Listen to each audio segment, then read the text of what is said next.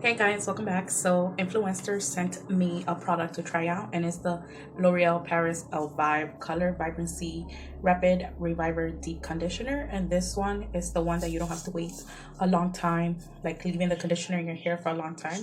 All you have to do is leave it on your hair for only 1 minute. It says right there. So this is how my hair looks. I just got out the shower like a few hours ago, and my hair is kind of dry.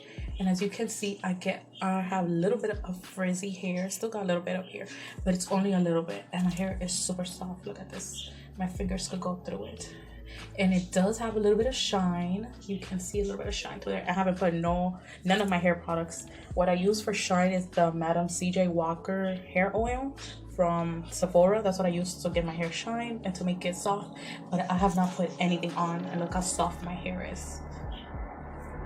And this one is good because it's for color treated hair as well.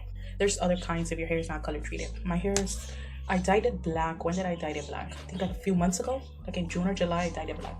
So I didn't wash my color out or anything.